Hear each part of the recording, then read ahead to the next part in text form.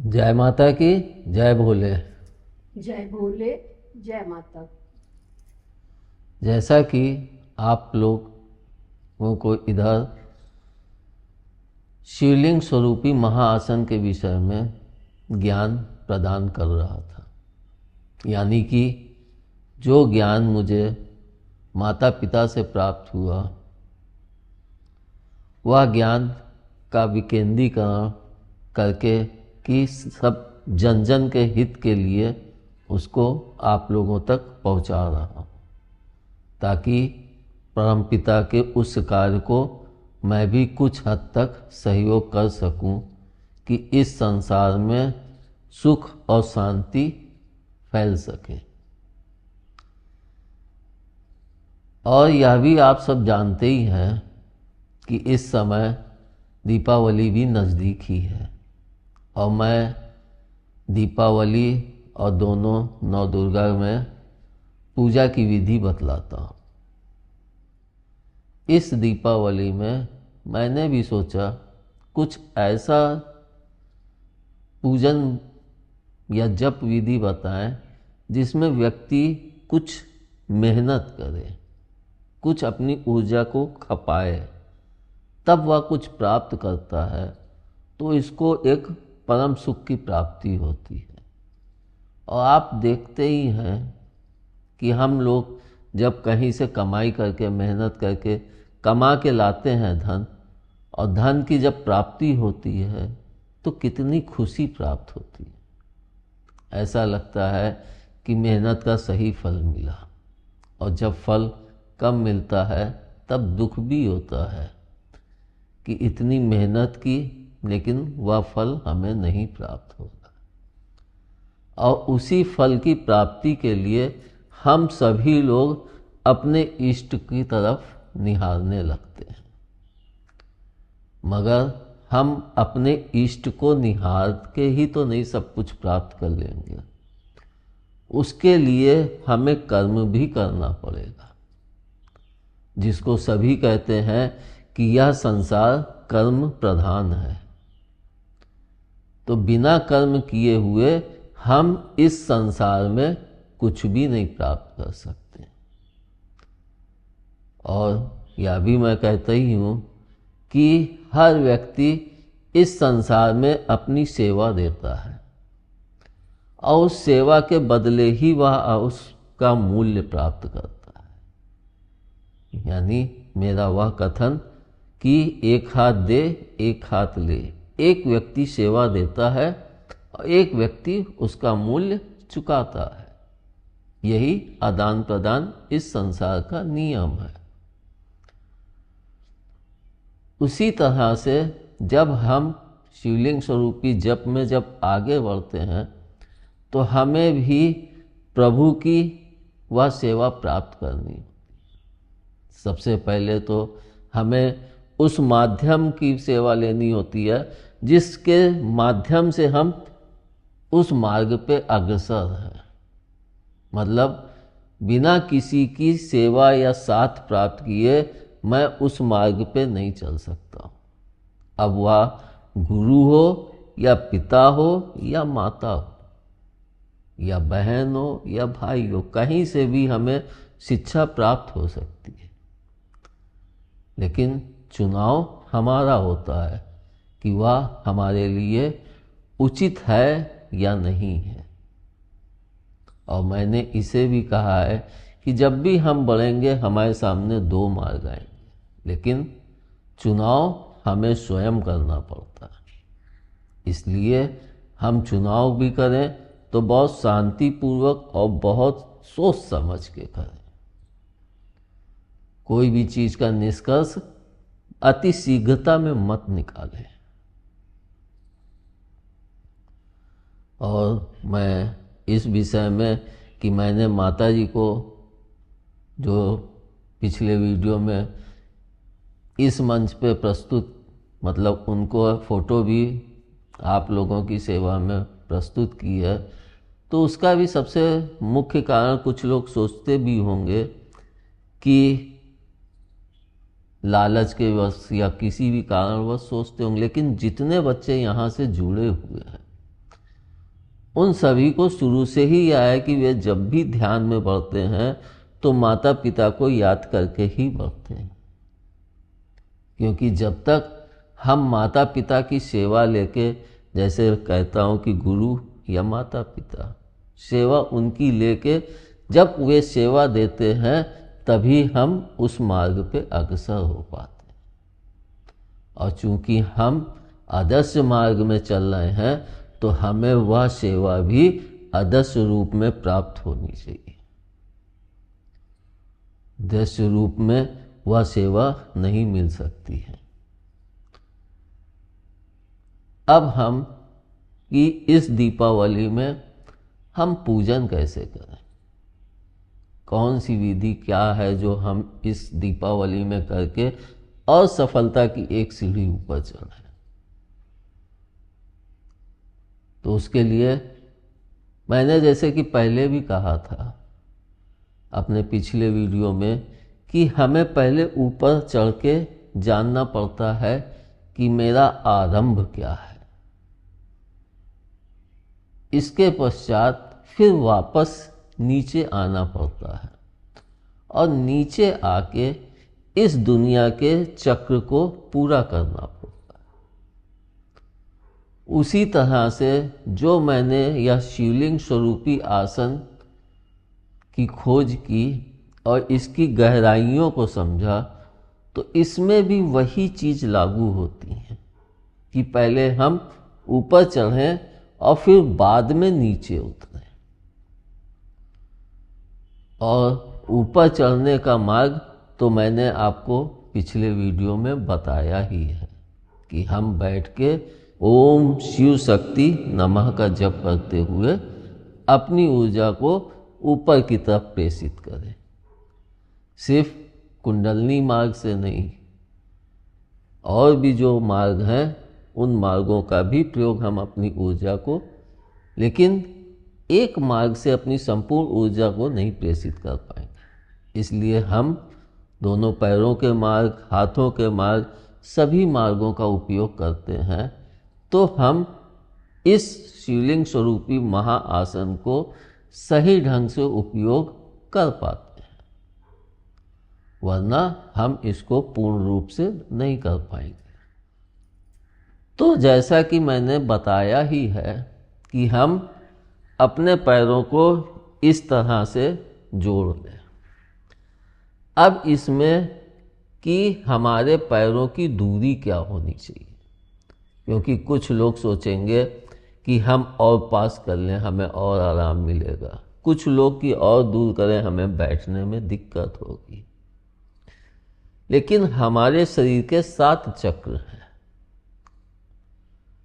और मैंने यह भी कहा है कि हमें उतनी ऊंचाई तक नहीं जाना है, सिर्फ इतना कि संसार में हम सुखपूर्वक अपने लक्ष्य की प्राप्ति करें और जीवन को व्यतीत करें। तो 7 चक्र हैं, तो हमारे यहाँ से और इन पैरों के बीच की दूरी 7 या 8 अंगुल होनी चाहिए। मतलब कि या तो 7 अंगुल और या फिर 8 अंगुल, इससे ज़्यादा दूरी उचित नहीं है और इससे कम दूरी भी उचित नहीं है। फिर वह अधिक पास हो जाने के कारण यहाँ पे प्रेशर आने लगता है, जिससे इस जगह पे दर्द होने लगेगा, तो वह भी उचित नहीं है। अब हम ऐसे बैठ गए, बैठने के बाद जो हाथ की मुद्राएं बताई हैं उस तरह से हाथ रख के अपने जप का आरंभ करें। और यह भी कहा गया है कि हमारा जो दाहिना पक्ष होता है वह पुरुष का पक्ष मानते हैं और बायां पक्ष स्त्री का मानते हैं। तो दाहिना पक्ष हमारा शिव, बायां पक्ष शक्ति।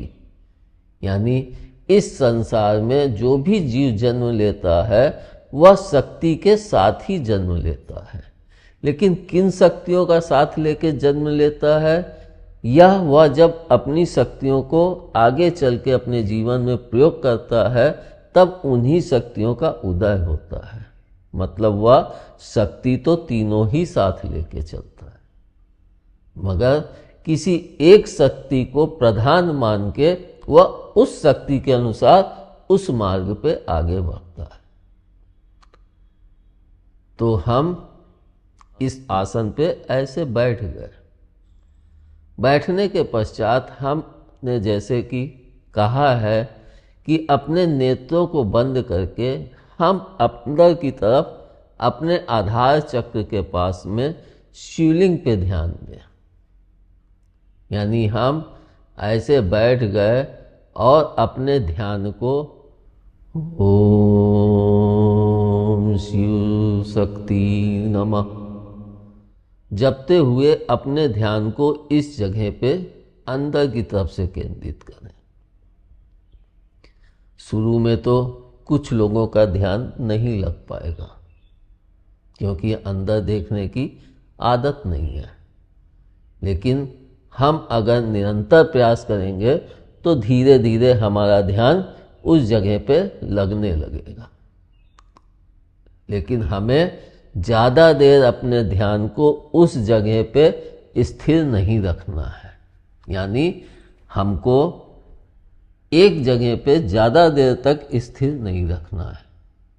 और या हर मनुष्य के स्वभाव में होता है कि वह एक जगह ज़्यादा देर तक बैठ भी नहीं पाता है।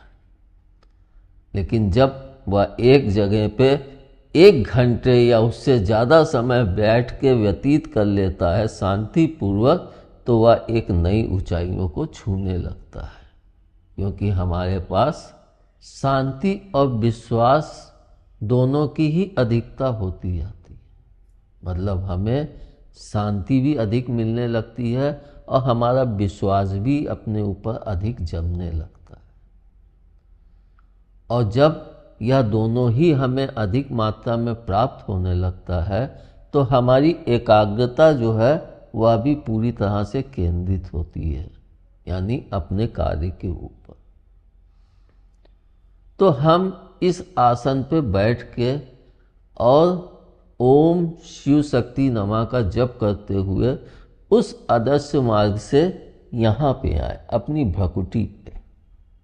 यानी थोड़ी देर हम सर्वप्रथम अपने शिवलिंग पे यानी आधार चक्र पे ध्यान को केंद्रित करके फिर धीरे धीरे उसको ऊपर की तरफ बढ़ाएं और ऊपर की तरफ बढ़ाते हुए अपनी भ्रकुटी के बीच में उस ध्यान को केंद्रित करें। भ्रकुटी मतलब दोनों भवों के बीच का यह इस जगह पे हम अपने ध्यान को केंद्रित करें, क्योंकि इससे ऊपर की ऊंचाई जो है वह जो सिद्ध होते हैं, जो अपनी कुंडलनी जागृत करते हैं, उनके लिए होती। हमें उतनी ऊंचाई नहीं चाहिए। तो हम अपने यहाँ पे अपने ध्यान को केंद्रित करें और ओम शिव शक्ति का जप बराबर करते रहें। कम से कम आधे घंटे तो हम इसको पूरी तरह से पूरी तल्लीनता के साथ करें। इसके पश्चात हम एकदम शांत होके उसी आसन उसी मुद्रा में जैसे कि बैठे हुए हैं, तो ऐसे बैठ के एकदम शांत और स्ट्रेट और कोई भी जप नहीं। अगर आपको बहुत लगे तो अपने आप अंदर से सिर्फ ओम की ध्वनि का उच्चारण करें। यानी ओम शिव शक्ति से हट के सिर्फ ओम और ध्यान हमारा इस जगह पे। आधे घंटे हम ओम शिव शक्ति का जप करें, उसके पश्चात हम अपने ध्यान को भ्रकुटी के बीच में केंद्रित करके और शांत होके एकदम बैठ जाए। मैं तो कहता हूँ कि ओम का भी उच्चारण ना करे, लेकिन जिसका ध्यान इधर उधर भागने लगे तो वह बीच बीच में बैठा है तो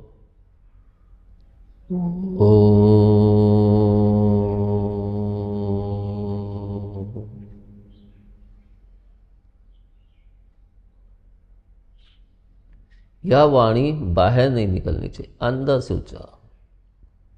और मैं तो यह कहूँगा कि आप ओम का भी उच्चारण न करके एकदम शांत होकर बैठ जाएं। जो कुछ भी हो रहा है होने दें। आप एकदम शांत अपने ध्यान को केंद्रित कर सकते हैं, केंद्रित करें, वरना आप किसी चीज़ को सोचे ना, एकदम शांति से आप जितनी देर बैठ सके, 10 मिनट, 15 मिनट, आधा घंटा, मैं तो कहता हूँ आधा घंटा ओम शिव शक्ति का जप, आधा घंटा हम एकदम शांत होकर बैठे। और इसको मैंने पहले भी कहा है कि जब हम यहाँ पहुँचते हैं तो उसके बाद हमें विश्राम मिल जाता है। जब हम पूरी शांति के साथ वहाँ पे बैठेंगे तो हमारे दिमाग में नई ऊर्जाएं पनपने लगेंगी, यानी नए ख्याल आने लगेंगे, और हम जिस कामना के साथ इस आसन पर बैठे हैं उसकी तरफ हमारे दिमाग के मतलब हमारा दिमाग खुलने लगता है। हमारे दिमाग में चीज़ें तो सभी हैं, नीचता भी है, उच्चता भी है, प्रेम भी है, तो दुष्टता भी है, गाली भी है, तो वाणी में मिठास भी है, सब कुछ है। लेकिन हम प्रयोग किसका करते हैं या हमारे ऊपर निर्भर। और मैं तो यही कहूँगा, अच्छी चीज़ों का प्रयोग करो ताकि अपना भी भला हो और दूसरों का भी भला हो। एक तरह से सर्जन सुखाए सर्जन हिताए, इसी सोच के साथ, इसी कामना के साथ आगे बढ़े। तो हम अपने ध्यान को केंद्रित कर लिए भ्रकुटी के बीच में। अब भ्रकुटी के बीच में ध्यान केंद्रित करने के पश्चात हम वहाँ पे 15 मिनट से तो कम हम विश्राम करें ही ना, एकदम शांति से और स्ट्रेट रहें। हालांकि इसमें समय लगेगा, लेकिन जब हम इस स्थान तक पहुँचेंगे तो हमें लगेगा कि नहीं, हमारे शरीर में बहुत कुछ प्राप्त हो रहा है, हमें शक्तियाँ मिल रही हैं।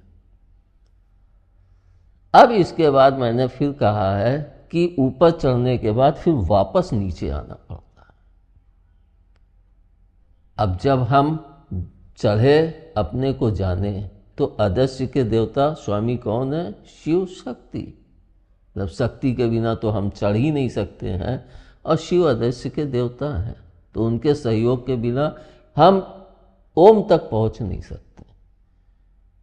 मतलब अपने आधे उस स्वरूप हिस्से को जानकारी हम नहीं प्राप्त कर सकते हैं। फिर जब हम यहाँ पे आके स्थिर हुए, जितनी देर हमारी इच्छा हो बैठे, शांति से बैठे, उसके बाद हमको इस संसार में आना है। मतलब इसी संसार से हम यहाँ तक पहुँचे और वापस इसी संसार पे आना है।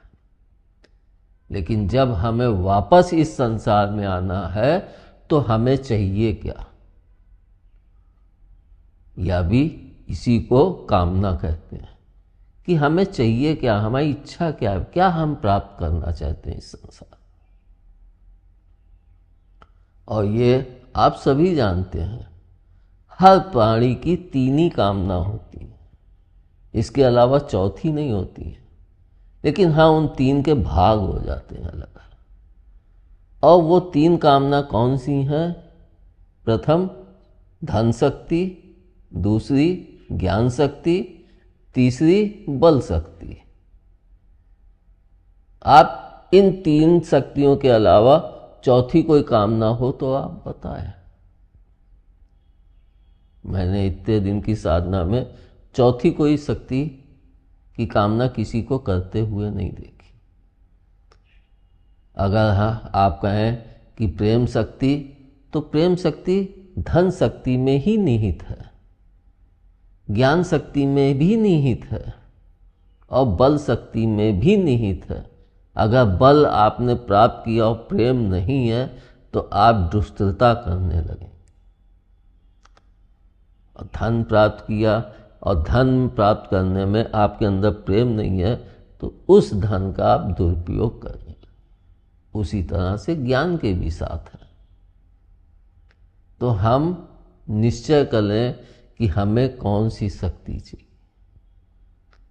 हमारे अंदर इन तीनों की धन शक्ति, बल शक्ति और ज्ञान शक्ति, ये तीन नाम, क्योंकि इन तीन शब्दों के उच्चारण से हमारे वे चक्र स्पंदित होने लगते हैं, यानी चलायमान होने लगते हैं। जब हम इनका उच्चारण करते हैं तो हमारे जो स्वर होते हैं वो इन चक्रों में स्पंदन पैदा कर देते हैं। और जब हम इस दुनिया में आ जाते हैं तो भिन्न भिन्न धर्मों के अनुसार भिन्न भिन्न नाम दिए गए। जैसे कि सनातन धर्म में सरस्वती ज्ञान की देवी कही गई, लक्ष्मी धन की देवी कही गई और काली शक्ति बल की देवी कही गई। मतलब शक्ति ने अपने आप को विकेंद्रीकरण कर दिया और तीन भागों में मुख्य रूप से विकेंद्रित किया, जिन शक्तियों को हम प्राप्त करके इस संसार में आते हैं। मतलब ये तीन शक्तियाँ प्रधान शक्तियाँ हैं। बाकी तो हर हिस्से में, हमारी उंगलियों में भी शक्तियों का वास है, हमारे हृदय में भी शक्तियों का वास है, हमारे प्रत्येक जोड़ में शक्तियों का वास है। यानी बिना शक्ति और आत्मा के हमारी एक उंगली भी नहीं हिल सकती है। सिर्फ हमारी आत्मा के ही होने से या शरीर चलायमान नहीं होता है। इसमें कितनी शक्तियाँ विद्यमान हैं और हर शक्ति के साथ कोई ना कोई आत्मा विद्यमान है, तब यह शरीर एक संगठित किले के रूप में हो जाता है। तो जब हम अपनी कामना को चुन चुके कि हमारी यह कामना है, तो हम वापस जब नीचे उतरने लगे, मतलब नीचे नहीं उतरना, वहीं स्थिर रहना है, वहीं पे अपने जप को, जो हमारी कामना है उस जप का आरंभ करना है। हमने ज्ञान की कामना की कि हमें ज्ञान चाहिए, तो शक्ति ने अपने को तीन भागों में विभक्त किया जो प्रधान है। मतलब ये तीन शक्तियां प्रधान शक्तियां कही जाती। तो हमने ज्ञान की कामना की, तो हम ज्ञान शक्ति का ही आवाहन करें। मतलब ओम श्री ज्ञान शक्ति नमो नमः, ओम श्री ज्ञान शक्ति नमो नमः, इसका उच्चारण करें। और जब हमें धन की कामना हो तो इसमें फिर धन शक्ति लगा दें। क्या? ओम श्री धन शक्ति नमो नमः, ओम श्री धन शक्ति नमो नमः। और अगर बल चाहिए तो उसमें बल शक्ति लगा दें, उसका भी उच्चारण ऐसे ही होगा। ओम श्री बल शक्ति नमो नमः, ओम श्री बल शक्ति नमो नमः। मतलब हमें किसी एक शक्ति की कामना करके और उस शक्ति के अनुसार ही इस संसार में वापस आके अपने कार्य को पूर्ण करना है। मतलब हम पहले ऊपर चढ़े तो शिव शक्ति के बिना हम ऊपर नहीं जा सकते, लेकिन हमने जब वहाँ पे बैठ के खूब शांत हो गए, फिर उसके बाद हम अपनी कामना जो भी है उस कामना के अनुसार उस जप को आरंभ करते हैं। और जब हमें लगे कि हमें अब उठना है तो हम अपने ध्यान को उसी जप को करते हुए, जिस शक्ति को आपने कामना की है उसी जप को करते हुए अपने ध्यान को वापस उसी शिवलिंग पे लाएं। मतलब पहले हम यहीं से चले और वापस यहीं पे लाके तब हम अपने जप की समाप्ति करें।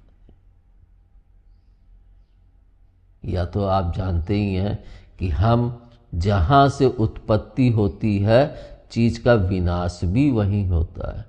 और मैंने बराबर कहा है शुरू से ही कि शिवलिंग से ही उत्पत्ति होती है और विनाश भी शिवलिंग में ही होता है। यानी शिवलिंग हमारा सबसे मेन वो है, और अंदर हम देखेंगे तभी हम बाहर उनको पूज के और वह भाव अपना जागृत करते हैं। जैसे कि कुछ धर्म के लोग कहते हैं कि हिंदू धर्म सनातन धर्म में मूर्ति पूजा की जाती है। अरे भाई, कोई चीज़ सामने देखोगे तब तो उसको अपने अंदर उस चित्त को बसा के कुछ आगे बढ़ पाओगे, तब तो तुम निराकार की तरफ जा पाओगे। जब तुम सामने कोई स्वरूप लेके चलोगे ही नहीं तो तुम निराकार की तरफ कहाँ जा सकते हो। और मैंने ये भी कहा है कि प्रभु ने स्वरूप का ध्यान करने को मना किया है, जिसको सभी धर्मों में कहा गया, लेकिन फिर भी हम लोग स्वरूप से ही चिपके रहते हैं। जैसे कि मैंने कहा है कि शिव स्वरूप हमारे अंदर का है, मतलब जो शिव में शक्ति है वो शक्ति हमारे अंदर में विद्यमान है, और जो राम और कृष्ण की शक्ति हैं वो शक्तियाँ हमारे बाहर में हैं। हम इसको देख सकते हैं। हम देखेंगे तो कोई चंचल होगा, चतुर होगा, होशियार होगा, मतलब कृष्ण जी की तरह उसके अंदर आदतें होंगी।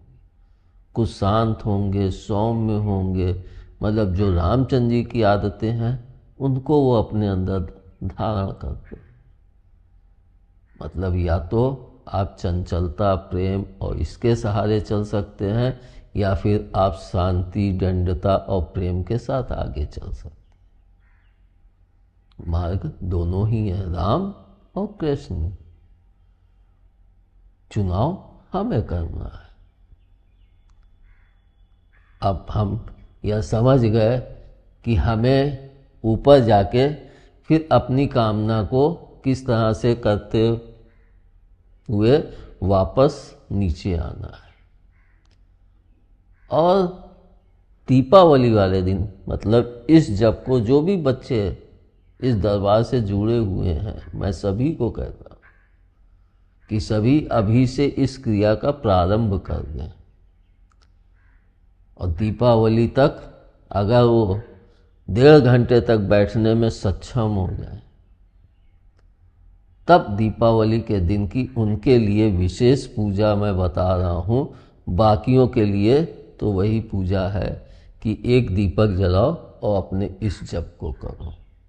लेकिन जो 1.5 घंटे या उससे अधिक बैठ सकते हैं, फिर वो क्या करें, वो दीपावली वाले दिन इस तरह से अपने आसन पे बैठने के पश्चात, जैसे हम इस तरह से बैठ गए, अब इसके पश्चात जैसे कि आप देखते हैं शिवलिंग के आगे जो अर्घा होता है उसके सामने कोई दीपक नहीं जलाया जाता है, साइड में जलते हैं। उसी तरह से हम 3 दीपक, जैसे एक ये, एक ये, एक ये, मतलब 3 दीपक सबसे आगे, फिर इस जगह पे, लेकिन ये नहीं कि हम एकदम पास में रहते, दूरी रखें।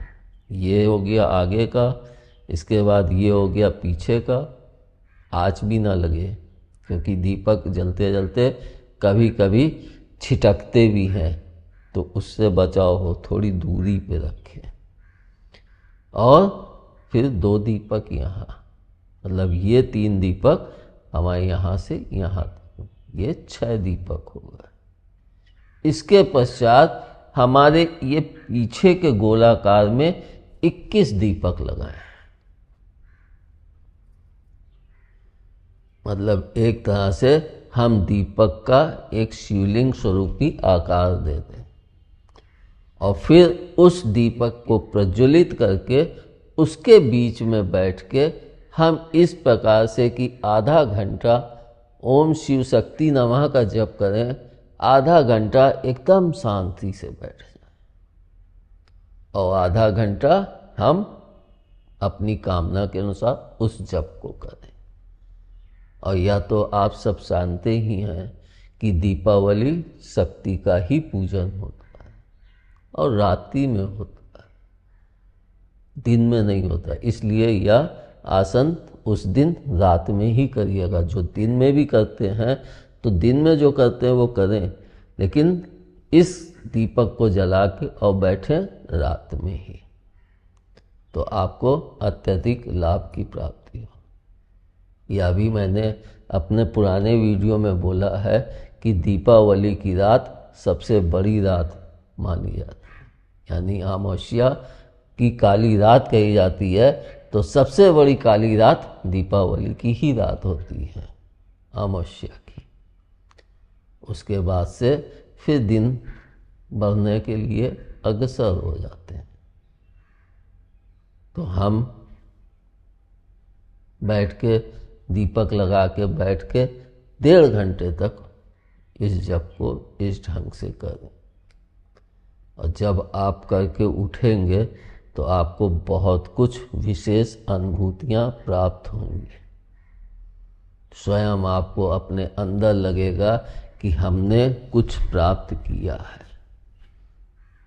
जैसे कि मैं कहता हूँ कि मैंने बहुत शक्तियाँ प्राप्त की, लेकिन प्रयोग नहीं कर पाया था। मैंने पहले पुराने वीडियो में बताया है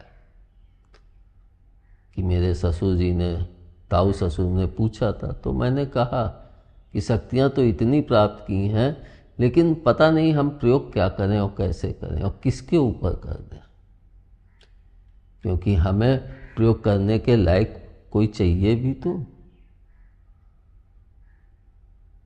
तो हम शक्ति का प्रयोग करें और उचित प्रयोग करें तो वह शक्तियाँ और सशक्त होती जाती हैं, और अगर हम उनका अनुचित प्रयोग करेंगे तो वह शक्तियाँ क्षीण होती जाती हैं, जिसका प्रभाव हमारे शरीर के ऊपर भी इंगित होने लगता है। यानी अगर हम सात्विक ऊर्जा के साथ आगे बढ़ रहे हैं तो हमारे चेहरे पे एक शांति, एक तेज होगा जो शांति के साथ। अगर हम चालाकी होशियारी से बढ़ रहे हैं तो हमारे चेहरे पे चतुराई भरी शांति तो नहीं होगी, एक चतुराई भरा तेज होगा। और अगर बल के साथ आगे बढ़ रहे हैं तो हमारे चेहरे पर तेज होगा, लेकिन एक जैसे बलपूर्वक घमंड, जैसे कि मैं कुछ हूँ। तीनों के इंप्रेशन चेहरे पे झलकते हैं।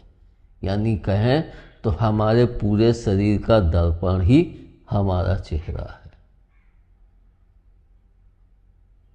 अगर हम अपनी क्षमता को देखना चाहें तो लोग, आज तुम्हारा चेहरा बड़ा दमक रहा है, तो आप सोचो बैठ के कि आज हमने कुछ ऐसा क्या किया जो हमारा, क्रीम पाउडर लगा के दमक रहे हो तो बात नहीं है, क्योंकि आजकल तो खराब से खराब चेहरे वाले भी कौन सा मेकअप करके कितना चमक जाते हैं, वो चमक अलग है। लेकिन जो प्राकृतिक चमक है, जो स्वतः अंदर से उठ के चेहरे पर दैदीप्यमान होती है, वह अलग चमक होती है। मतलब एक तरह से हमारा चेहरा ही सबको बता देता है कि हम कैसे हैं। और बड़े बड़े ऋषि मुनि चेहरा देख लेते हैं, या जो भी ऊंचे उस पे हैं, ओहदे पे, सरकारी ओहदा हो या किसी ऊंचे पे हैं, तो उनको लोगों के चेहरे, व्यापारी हो या कंपनी कोई भी हो, तो वे धीरे धीरे लोगों के चेहरे देख के ही समझ जाते हैं। और इसको हम लोग कहते हैं कि पुलिस वाले चेहरा देख के ही समझ लेते हैं कि ये बदमाश है कि सही है। यानी हमारा चेहरा सब कुछ बता दे। और जब हम इस जप को अच्छे से मजबूती से करके उठाते हैं तो फिर यह हमारे लिए एकाग्रता की अधिकता उत्पन्न कर देता है और हमें अपने लक्ष्य में सफल कराता है। और जिस कामना को लेते हैं, हमारे उसी ज्ञान का मतलब बढ़ोतरी होने लगती है। कि हमें अगर धन शक्ति चाहिए तो हमारे ज्ञान में वह शक्तियाँ वृद्धि होंगी कि हम किस प्रकार से धन को प्राप्त करें, कमा के उचित ढंग से, वह सब हमारे दिमाग में तीव्र गति से चलने लगेगा। यानी हमारी एकाग्रता इतनी दृढ़ हो गई है कि हम उस क्षेत्र के विषय में सही सोच के साथ सही निर्णय ले सकते हैं। तो या तो दीपावली की पूजा हो गई, और इसमें मैंने जो प्याले लगवाए थे नवरात्रि में, जिन बच्चों ने पूजा की, तो वो बड़े प्याले होंगे। उन बड़े प्यालों को आप अपने चारों तरफ उन्हीं में रख सकते हैं। तो उनको रखने का जो सही है कि 27 दीपक हमें टोटल प्रज्वलित करने हैं। इसमें से हम 9 दीपक निकाल लें, फिर हम 3 दीपक छोटे, उसके बाद एक बड़ा, फिर 3 छोटे, फिर एक बड़ा, फिर 3 छोटे, फिर एक बड़ा, ऐसे करके उन 9 प्यालों को दीपक प्रज्वलित करें।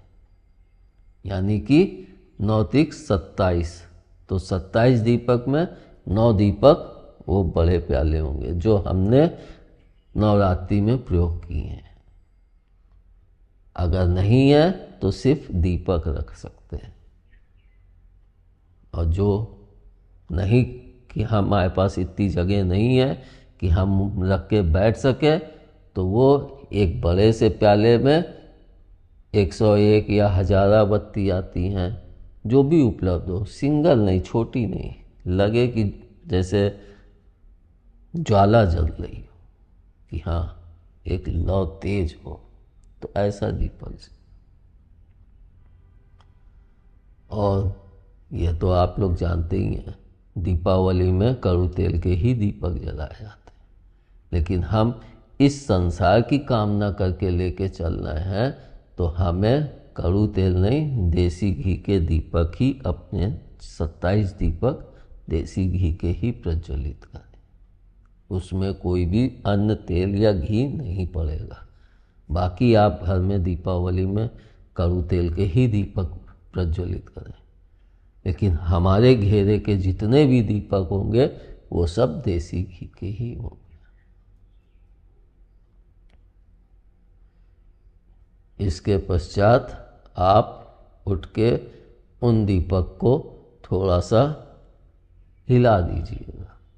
हम अगर आगे के दोनों तरफ के जो सबसे आगे के दीपक हैं उनको ही हल्का सा हिला दें, तो उसका मतलब कि हमारा पूजन समाप्त हो गया। हिलाने का मतलब इतनी तेजी से नहीं, थोड़ा सा कि हम अब इससे उठ रहे हैं। तब उसके पश्चात आप उस घेरे से बाहर निकल के आइए, और घेरे से भी कहाँ से, बीच से, जो आगे से रास्ता आपने बनाई है, यानी अर्घे का जो आगे का मुंह है, उसी क्षेत्र से आप उस घेरे से निकल के तब बाहर आए। और यह क्रिया भी आपको उत्तर दिशा की तरफ ही मुंह करके करनी है। इसका भी सबसे बड़ा कारण यह है कि हम देखते ही हैं शिवलिंग में अर्घे का मुंह उत्तर की तरफ ही होता है। इसके पश्चात हम तब जो भी भोजन करना है भोजन करें। हम इसमें बैठें तो हमारा पेट भी खाली होना चाहिए, यह आवश्यक है। नहीं तो मैंने अपने पहले वीडियो में बोला है कि जब हम कुछ खा के बैठते हैं तो हमारी जब चलायमान होती हैं मशीनें, तो वे उस भोजन को ही सबसे पहले पचाने में लग जाती, तो ऊर्जा का उत्पादन धीमी गति से होता है। और जब भोजन हमारे शरीर के अंदर नहीं होता है, तब वे सारी मशीनी ऊर्जा का उत्पादन अधिकता के साथ करने लगती हैं। तब उसमें इतना बल होता है कि वे सीधे यहाँ तक पहुँचने में सफल हो जाती है। इसलिए जितना कम से कम भोजन हो ही ना, या थोड़ा बहुत तो रहेगा ही। जब बैठेंगे तो शुरू में डकार आएंगे, फिर आपको खुद लगेगा भूख लग रही है, उठेंगे भूख लग रही है, लेकिन उठने पे भी आप तुरंत मत खा लीजिए ना, तुरंत पानी पीजिए, आधे घंटे तक वेट कीजिए शांति के साथ। एकदम से आप हवा में भी ना चले जाइए। इसका सबसे बड़ा कारण क्या है कि जब हम आसन पर बैठते हैं और ध्यान लगाते हैं तो हमारे खून की गति, हमारे मशीनों की गति तेज हो जाती है। एक तरह से मैं इस शरीर के अंदर सब मशीन ही मानता हूँ, लेकिन प्रभु की बनाई हुई अद्भुत मशीन है, अपने आप निर्मित होती है और अपने ही आप ध्वस्त हो जाती है। मतलब आत्मा गई, मशीनरी ध्वस्त होने लगी। तुम जलाओ ना जलाओ, वो अपने आप सड़ने लगेगी। कितना विचित्र मानव शरीर, मानव शरीर क्या, सभी जीव जंतु, सभी शरीर। जब तक मशीन चल रही है तब तक उसमें सड़ांध भी नहीं आती है और पानी भी सही रहता है। और जहाँ मशीनी बंद हुई, आत्मा निकल गई, शक्तियाँ भी साथ छोड़ देती हैं और शरीर ध्वस्त होने लगता है। इसलिए आप लोग इस जप को और इस आसन को पूरी दृढ़ता के साथ, निरंतरता के साथ, कि दीपावली तक हमें अपनी इस कामना को जगाना है। जगाने का मतलब ये नहीं कि हमको सोच में जगाना है। जगाने का मतलब आप लोग सुनते ही कहते हैं उन्होंने फलाने हनुमान जी को सिद्ध कर लिया, उन्होंने काली जी को सिद्ध कर लिया, उन्होंने दुर्गा जी को। अधिकतर तो आप देखिए दुर्गा जी, हनुमान जी, दो ही की मूर्ति सब लगा के उनसे एक सुरक्षा प्राप्त करते हैं कि हमसे गलत हो, कोई आक्रमण हो तो आप लोग हमें सुरक्षा प्रदान। तो हम आधे घंटे तक शांति से बैठें। जब हमारा शरीर धीरे धीरे ठंडा हो जाए, मतलब हमारा जो खून गर्म हो गया है और तेज धार के, मतलब एक स्पीड से चलने लगता है, जब उसमें शांति आती है तब हम कुछ पानी पिएं या फिर कुछ भोजन जो भी खाना है तब हम खा सकते हैं। और आजकल जैसे कि मेरे को सुनने में आया है कि 1 तारीख को दीपावली है, मगर 5 या 6 बजे तक का है शायद, और 31 तारीख की रात्रि भर दीपावली मतलब अमावस्या है। तो मेरा यह जो पूजन है दीपावली का, तो यह रात्रि का ही पूजन है। इसलिए हमें अमावस्या का शुभ मुहूर्त 31 तारीख को ही प्राप्त होगा। तो यह पूजन हम 31 तारीख की रात्रि में ही करें। और रात्रि का मतलब है कि शाम को 8 बजे के पश्चात या 9 बजे के पश्चात हम पूरी रात 3 बजे के अंदर किसी भी समय कर सकते हैं। यह चुनाव हमारे ऊपर है और समय का भी चुनाव हमारे ही ऊपर है। और इस पूजन में सिर्फ एक ही व्यक्ति उस दीपक के घेरे में बैठ के कर सकता है। बाकी व्यक्ति उस घेरे के अंदर बैठ के जप नहीं कर सकते। यदि उन्हें बैठ के करना ही है इस साधना को, तो वे अलग से अपने दीपकों को प्रज्वलित कर लें। अगर बड़े प्याले नहीं हैं नवरात्रि वाले, तो वे छोटी दियाली का ही प्रयोग करके और उस घेरे के अंदर बैठ के और अपने जप को पूर्ण करें। मतलब एक घेरे में एक ही व्यक्ति बैठेगा, दूसरा नहीं बैठ सकता है। और यह भी वे ही व्यक्ति बैठेंगे जो कम से कम 1.5 घंटे तक बैठ सकें एक स्थान पे। क्योंकि बैठे भी और कुछ प्राप्त ना हो तो फिर वही कहेंगे कि हमें तो कुछ अनुभव ही नहीं हुआ। यानी अभी से हम प्रयास आरंभ कर दें और दीपावली 31 तारीख तक हम इसको करने में पूर्ण सक्षम हो जाए। और जो भी प्रभु भक्त इस दीपक के औरे में बैठे हैं और अपनी साधना को करें, तो वे इस बात का विशेष रूप से ख्याल रखें कि हमारे दीपक के आसपास कोई कपड़ा नहीं होना चाहिए और हमसे भी दीपक की थोड़ी दूरी होनी चाहिए, ताकि अगर उनसे कभी जैसे कार्बन छिटकता है तो उससे हमारे को या हमारे घर को कोई हानि ना पहुंच सके। सुरक्षा अत्यंत आवश्यक है। इसलिए इतना देख के जिनके पास जगह नहीं है वे दीपकों को प्रज्वलित ना करें। जिनके पास इतने स्थान हो कि वे अच्छे से प्रज्वलित करके बैठ सकते हैं और 1.5 घंटे तक बैठ सकते हैं, तभी वे दीपकों को प्रज्वलित करके बैठें, वरना मत करें। धन्यवाद। जय माता की, जय भोले। जय भोले, जय माता की।